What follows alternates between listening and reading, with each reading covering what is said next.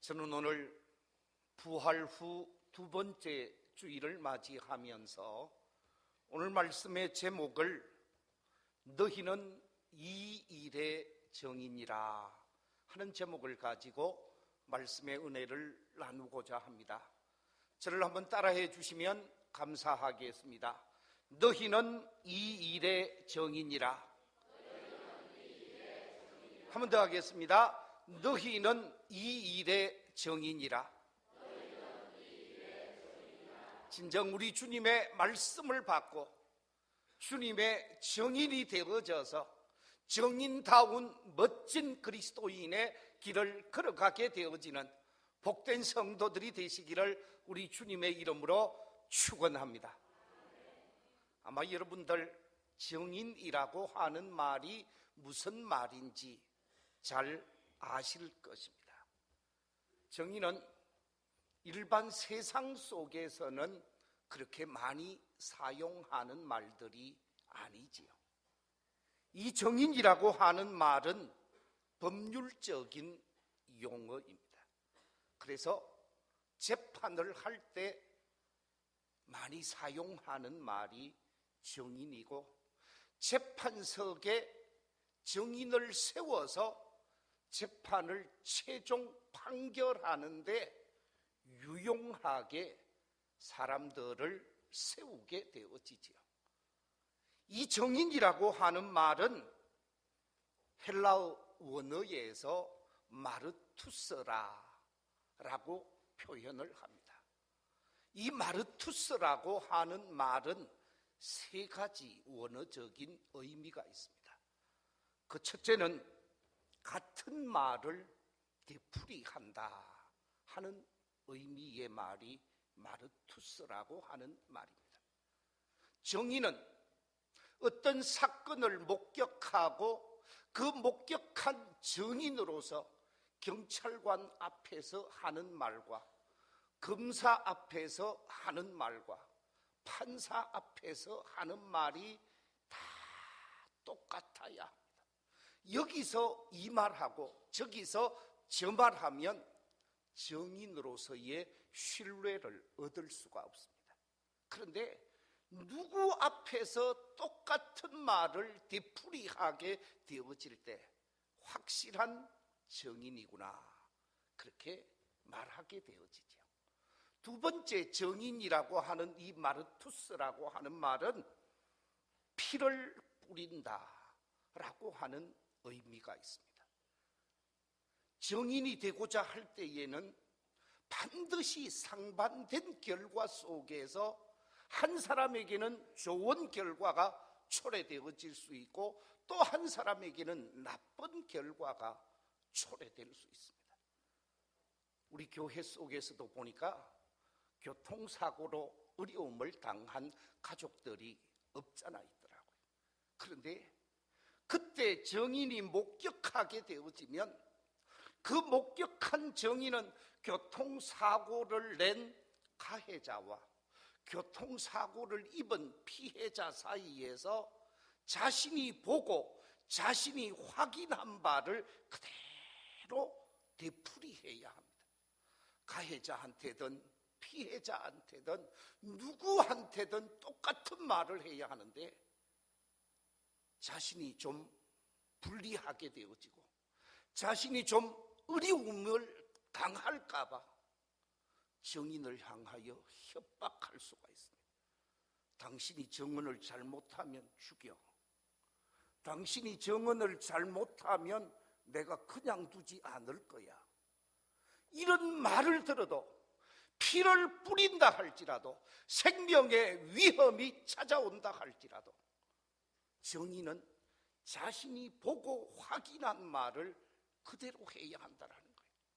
그래서 정인이라고 하는 말은 피를 뿌리는 한이 있더라도 똑같은 말을 하는 사람을 일컬어서 정인이라 라고 말을 합니다.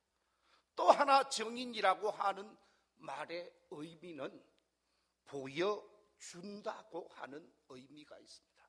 내가 봤던 것, 내가 경험했던 것, 내가 확인했던 것을 재현해야 한다는 거죠. 경찰서에 와서 증인에게 말하기를 네가 보고 들은 바를 확인해봐라 라고 말할 때에 내가 마침 그 자리를 지나가고 있는데 피해자가 횡단보도를 지나가려고 했습니다. 그런데 그 횡단보도 지나가려고 하는 그 자리에서 차가 와서 서지 아니하고 박았습니다. 이렇게 목격했다고 하면 이 목격한 것에 관해서 그대로 재연할 수 있는 사람, 그 사람이 바로 증인이라는 것입니다. 오늘 본문 속에서 예수님께서는 제자들을 찾아오셨습니다. 제자들을 찾아오신 예수님께서 직접 손을 보여주게 되어집니다. 봐라, 내가 십자가에 못 박힌 내 손을, 봐라, 내 발을, 대못에 박혔던 내 발을 봐라, 내 옆구리를 봐라, 창으로 찔려서 구멍이 났던 내 옆구리를 보아라. 그러면서 예수님께서는 11 제자들에게 자신의 몸을 보여줍니다. 자신의 못자국 난 손과 발과 옆구리를 보여주면서 오늘 본문 속에서 예수님이 하시는 말씀이 있습니다. 오늘 본문 48절 속에 너희는 이 모든 일에 뭐라고요? 증인이라. 너희는 이 모든 일의 증인이라, 그렇게 말씀하고 있습니다. 그래서 이 말씀을 오늘 말씀의 제목으로 잡고 이 시간 말씀의 은혜를 나누고자 합니다. 예수님께서 제자들을 찾아오셔서 너희는 이 모든 일의 증인이라고 그랬는데, 오늘 본문 속에서 말하고 있는 이 모든 일은 무엇을 나타내는 것일까? 이 모든 일의 증인이라고 말씀하고 있는데 예수님께서는 제자들을 향하여 무엇에 관해서 증인이 되라고 말씀하고 있는가? 오늘 본문을 통해서 그 사실을 세 가지 측면에서 살펴보면서 말씀의 은혜를 받고자 합니다. 제일 먼저 발견할 수 있는 것은 제자들을 향하여 너희들은 복음의 증인이라 라고 말씀을 하고 있습니다. 예수님의 부르심을 받아서 제자가 되어진 제자 공동체를 향하여 너희는 복음의 증인이 되어야 한다라고 말씀을 하고 있습니다. 예수님이 공생의 사역을 시작하시면서 제일 먼저 외치신 말씀이 무엇입니까? 예수님이 공생의 사역을 시작하며 갈릴리에 오셔서 갈릴리에 있는 많은 사람들을 향하여 외치셨던 첫 번째 음성이 마가복음 1장 14절과 15절에 기록이 되어져 있는데 이렇게 기록하고 있습니다. 요한이 잡힌 후에 예수께서 갈릴리에 오셔서 하나님의 복음을 전파하여 이르시되 때가 찼고 하나님의 나라가 가까이 왔으니 회개하고 복음을 믿으라 하시더라. 예수님께서 이 세상에 오셔서 메시아로 사역을 시작하면서 때가 찼고 하나님의 나라가 가까이 왔으니 회개하고 복음을 믿으라 그러면서 복음을 전하시는 주님을 보게 되었습니다. 복음을 강조하시는 주님의 모습을 보게 되었습니다. 자, 그렇다고 하면 우리 주님이 전해 주신 복음이 무엇입니까? 이 복음이라고 하는 의미가 무엇이겠습니까? 이 복음이라고 하는 말의 헬라어 원어를 보면 유앙겔리온이라는 단어를 쓰고 있습니다. 이 유앙겔리온이라고 하는 말의 의미는 기쁜 소식이라는 뜻이요, 또한 좋은 소식이라는 뜻이요, 복된 소식이라고 하는 뜻이 바로 유앙겔리온이라는 말입니다. 아마 요즘은 전쟁을 그렇게 하지 않습니다마는 옛날 부족과 부족 또는 나라와 나라가 전쟁을 하게 되어질 때, 전쟁은 한 나라와 또 다른 나라 중간에 한 계곡 같은 곳에서 전쟁을 하게 되어집니다. 자신이 살고 있던 도성에서 멀리 떨어진 약 40-50km 떨어진 곳에서 전쟁을 하게 되어지는데, A라는 나라와 B라는 나라가 전쟁을 합니다. 전쟁을 하는데 전쟁터에 참여한 사람은 남편, 아버지, 힘 있는 사람들이 다 참여합니다. 도성에 남아있는 사람들은 어린이들과 부녀자들과 연로하신 어른들만 도성에 남아있습니다. 전쟁터에 나간 남편을 걱정하고 전쟁터에 나간 아버지를 걱정하면서 도성에 있는 모든 부녀자들과 연로하신 어른들은 전쟁 소식에 귀를 곤두세우고 있게 되어집니다. 그때 막 달려오는 거예요. 쉬지 아니하고 막 달려와서 고개를 넘어서 도성에 들어서면서 도성을 지키고 있는 파병에게, 그 도성을 지키고 있는 파수꾼에게 우리가 이겼습니다, 우리나라가 전쟁에 승리했습니다, 이게 무슨 소식이라고요? 기쁜 소식, 좋은 소식.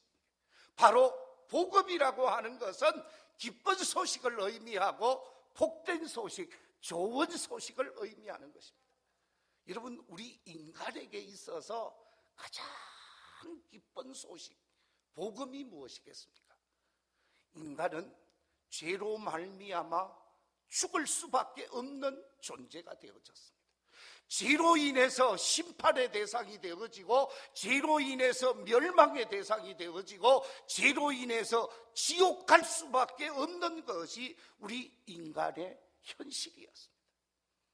그런데 이 지옥의 자식이 되어지고 멸망의 자식이 되어질 수밖에 없는 우리 인간을 구원하셔서 천국 백성이 되고 영생의 복락을 누릴 수 있는 소식을 가지고 온 것, 예수 그리스도께서 구원의 소식을 가지고 온 것이 뭐라고요? 바로 복음입니다.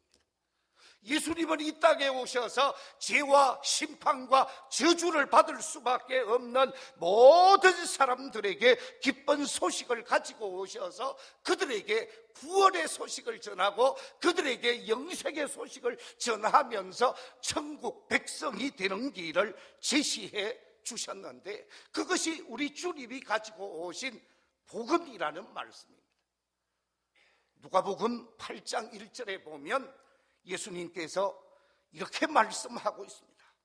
그 후에 예수께서 각 성과 마을에 두루 다니시며 하나님의 나라를 선포하시며 그 복음을 전하실세 12 제자가 함께 하였고, 복음의 소식을 전하게 되어지니까 그 복음의 소식을 접하게 되어진 제자들이 함께 하였고, 예수님과 3년 동안 동고동락하면서 복음이 전해지니까 그 전해지는 복음을 통해서 놀라운 역사가 나타나는 것을 경험하게 되어집니다.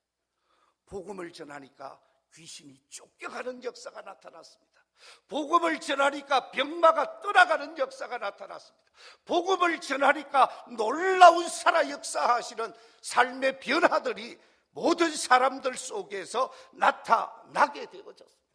이와 같은 사실을 3년 동안 직접 목격한 사람들이 누구라고요?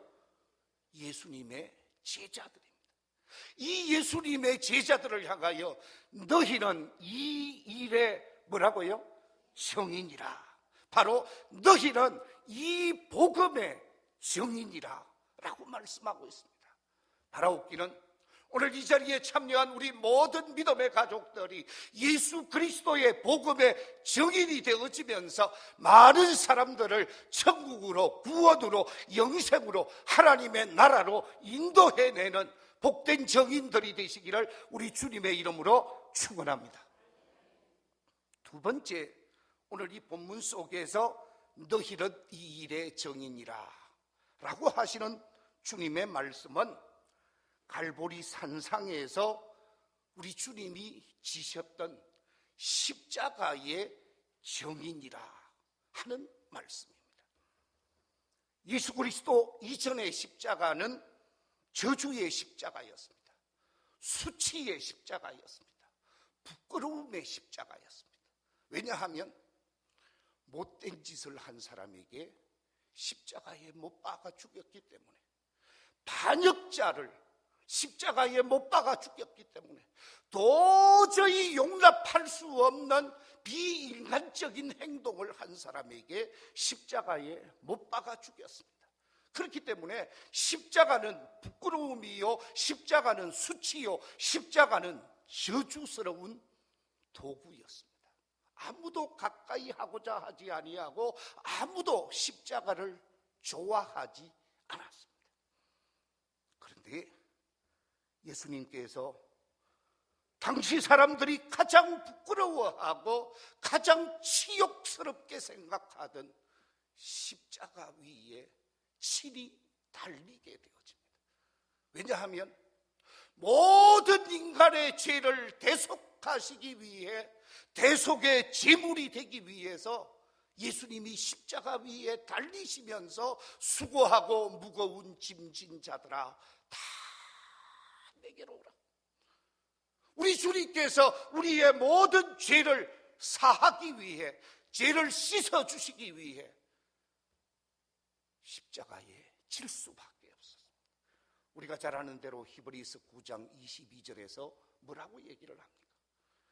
피 흘림이 없으면 뭐가 없다고요? 사함이 없느니라 그랬습니다. 피 흘림이 없으면 사함이 없습니다.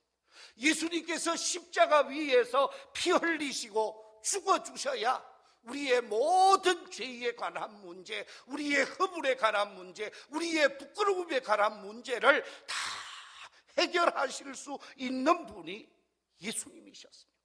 그래서 세상 만민의 죄를 대신 지고 십자가 위에서 죽임을 당하셨습니다. 죄를 통해 죽임을 당하고, 죄를 통해 고통을 당하고, 죄를 통해 아픔을 경험하시면서 십자가 위에서 마지막 말씀하시기를 다 이루었다고 말씀을 하십니다. 이처럼 우리 주님께서는 우리 인간의 구원의 문제를 완성하기 위하여 십자가에 죽으셨습니다. 죄 없으신 주님께서 모든 인류의 죄를 대신해서 십자가 위에서 죽게 되셨습니다. 이처럼 십자가 위에서 우리 인류의 죄를 대속해 주신, 그래서 인간과 하나님이 화해하게 되어지고 인간이 구원과 영생의 길을 얻게 되어진 것이 바로 십자가입니다. 주님은 이 십자가의 정인이 되라고 제자들에게 말씀하고 있습니다. 2000년 전 예수님을 따랐던 12제자를 향하여 너희들은 이 일의 정인이라 십자가의 정인이 되게 하셨지만, 지금 이 시대 21세기를 살아가고 있는 지금 이 시대에 예수님의 제자들인 여러분과 저를 향하여 너희는 이 일의 정인이라 말씀하시는 주님의 음성을 들을 수 있는 저와 여러분이 되어져야 하는 줄로 믿습니다. 한 왕궁에 왕자 없이 공주 한 분이 대를 이어야 하는 형편이었습니다. 이 공주는 무남동녀로 자신의 아버지의 왕위를 계승해서 나라를 섬겨가야 하는 사람이었습니다. 그런데 이 나라를 호시탐탐 노리는 적군은 어떻게 하면 저 나라를 삼킬 수 있을까 엿보게 되어지고, 그러다가 자신의 첩자를 그 나라 왕궁으로 파송하게 되어집니다. 아무도 몰래 그 공주가 좋아할 만한 멋진 청년을 왕궁에 잠입시켜서 공주를 유혹하도록 했습니다. 공주가 어느 정도 성장하고 자라서 결혼할 때가 되었습니다. 이 잠입한 청년은 이 공주에게 환심을 사고 이 공주로 인해서 가까이 하게 되어지면서 그에게 심지 말아야 할 씨앗을 심게 되어집니다. 이제는 결혼을 해서 자녀가 태어나도 바로 첩자요 또한 적군의 씨를 이 공주는 품고 아기를 낳게 되어집니다. 그 아들이 자라서 그 나라를 다스리게 되어질 때 바로 적군의 아들이 나라를 다스리는 결과가 나타나게 되어졌습니다. 이 나라가 어느 나라입니까? 이 나라는 바로 저와 여러분이 발을 딛고 사는 이 세상이라는 사실입니다. 사탄은 지혜로운 뱀으로 가장을 해서 최초의 인간 아담과 하와가 살고 있는 에덴 왕국에 침투해 들어왔었습니다. 침투해 들어온 사탄은 죄악의 씨앗을 하와의 가슴에 심게 되어졌고 아담과 하와를 통해서 태어나는 모든 사람들은 다 죄인이 되어졌고 죄로 인해 심판의 대상이 되어질 수밖에 없었습니다. 이와 같은 죄인을 구원하기 위해서 하나님께서는 독생자 예수 그리스도를 이 땅에 보내주셨고 그 독생자 예수 그리스도로 하여금 십자가 위에서 못 박혀 죽게 하심으로 죄를 만천하에 심판하게 하셨습니다. 그 결과 우리 인류는 구원을 얻게 되어졌고 하나님께 나아갈 수 있는 길이 십자가를 통하여 열려지게 되어졌습니다. 하나님과 원수 관계를 맺고 있었던 모든 인간은 하나님과 화목한 관계를 회복하게 되었습니다. 이처럼 십자가는 하나님의 사랑의 십자가요, 하나님의 용서의 십자가요, 하나님의 구원의 십자가요, 하나님의 능력의 십자가입니다. 바로 이 십자가의 증인이 되라고 우리에게 말씀하고 있습니다. 바라옵기는 이 자리에 계신 우리 모든 성도들이 십자가의 증인이 되어져서 십자가의 사랑, 십자가의 은혜, 십자가의 용서, 십자가의 구원의 복음을 힘있게 증거하면서 그리스도의 사람으로 십자가 증인으로 오늘을 살아가며 주께 영광을 돌리는 복된 성도들이 되시기를 우리 주님의 이름으로 축원합니다. 세 번째, 너희는 이 일의 증인이라 그랬는데 그것은 다름이 아니라 부활의 증인이라고 하는 말씀입니다. 고통과 치욕의 십자가를 지셨던 우리 주님은 십자가 위에서 물과 피를 다 쏟으시고 돌아가셔야만 했습니다. 아리마대 요셉의 돌무덤에 안장되셔야만 했습니다. 그런데 하나님께서는 돌무덤에 안장되신 그 예수님을 무덤 속에 그대로 두신 것이 아니라 무덤의 문을 열게 하셨고 무덤 문을 열고 부활케 하셔서 제자들 앞에 나타나게 하셨습니다. 누가복음 24장 6절 이하 1절 이하 6절에 보면 이렇게 기록하고 있습니다. 안식 후 첫날 새벽에 이 여자들이 그 준비한 향품을 가지고 무덤에 가서 돌이 무덤에서 굴려 옮겨진 것을 보고 들어가니 주 예수의 시체가 보이지 아니하더라. 이로 인하여 근심할 때에 문득 찬란한 옷을 입은 두 사람이 곁에 섰는지라. 여자들이 두려워 얼굴을 땅에 대니 두 사람이 이르되 어찌하여 살아있는 자를 죽은 자 가운데에서 찾느냐? 여기 계시지 않고 살아나셨느니라. 갈릴리에 계실 때에 너희에게 어떻게 말씀하셨는지를 기억하라. 저를 한번 따라해 주시면 감사하겠습니다. 여기 계시지 않고 살아나셨느니라. 할렐루야. 로마의 병정들이 예수님의 돌무덤을 가로막고 있었고 지키고 있었지만 하나님의 능력은 돌무덤을 깨트리게 하셨고 그 돌무덤에서 살아나게 하신 분이 여호와 하나님이셨습니다.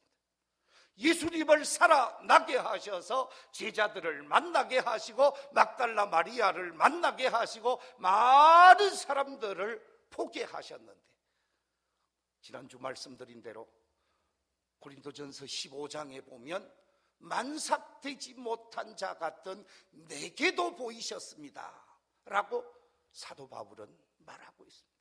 이처럼 예수님은 부활하셨고 부활하신 예수님께서 오늘 누가복음 24장에 보면 제자들을 찾아가서 손을 보여줍니다. 내 손을 봐라. 옆구리를 보여주면서 내 옆구리를 봐라. 내가 십자가에 못 박혀 죽었다가 다시 살아나셨느니라. 그러면서 부활의 증인이 되라고 제자들을 향하여 말씀하고 있습니다. 그렇습니다. 우리 그리스도인들은 바로 예수 그리스도의 부활의 증인이 되어야 하는 줄로 믿습니다.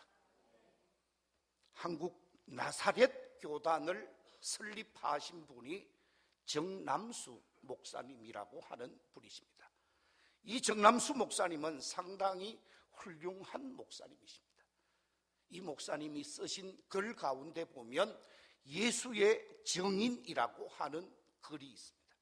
그 글 내용을 제가 잠시 읽어드리겠습니다. 주를 믿는 자는 누구든지 주의 증인이 되어야 한다. 이것은 우리 신앙인의 절대적인 의무이며 책임이다. 신앙인에게는 그 무엇보다도 중요한 일이다. 죄악 가운데 헤매이는 영혼을 하나님께로 인도하는 일은 신자의 당연한 예법이다. 지금은 이 일을 행하기에 시급한 때임을 잊어서는 안 된다. 공허한 이론으로 떠들 때가 아니다. 실행할 때다.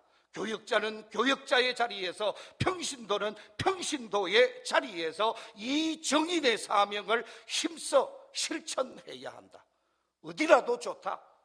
우리의 발이 미치는 곳에서, 우리의 몸이 놓여있는 곳에서 신앙인은 주의 정인이 되어야 한다. 그렇습니다. 우리 그리스도인들은 언제 어디서든지 그리스도의 정인이 되게 되어지되, 부활의 정인이 되어지고 십자가의 정인이 되어지고 또한 우리 주님의 복음의 정인이 되어져야 하는 줄로 믿습니다. 사도 바울은 믿음의 아들 디모데를 향하여 이렇게 강조하고 있습니다. 디모데 후서 4장 1절 2절에서 말하기를, 하나님 앞과 살아있는 자와 죽은 자를 심판하실 그리스도 예수 앞에서 그가 나타나실 것과 그의 나라를 두고 엄히 명하노니 너는 말씀을 전파하라. 때를 얻든지 못 얻든지 항상 힘쓰라. 범사의 오래 참음과 가르침으로 경책하며 경계하며 권하라 라고 말씀하고 있습니다. 정인된 사명을 감당하라는 말씀입니다. 사랑하는 성도 여러분, 일주일 전이 무슨 날이시죠? 무슨 날이에요? 그렇습니다. 부활절입니다. 그런데 일주일 전 부활절은 우리 민족에게 있어서 결코 지울 수 없는 주기철 목사님의 순교 75주년의 날이었습니다. 주기철 목사님은 1944년 4월 21일 9시 반에 순교를 하셨습니다. 주기철 목사님이 마지막 순교하기 직전에 썼던 설교, 순교하기 전에 마지막 설교했던 설교가 어떤 설교였는가? 제목이 5가지 중요한 나의 기도라고 하는 설교입니다. 이 5가지 중요한 나의 기도, 그러면서 그 설교를 5가지 대지로 설명하고 있는데, 제일 첫 번째 대지가 죽음의 권세를 이기게 하옵소서 그랬습니다.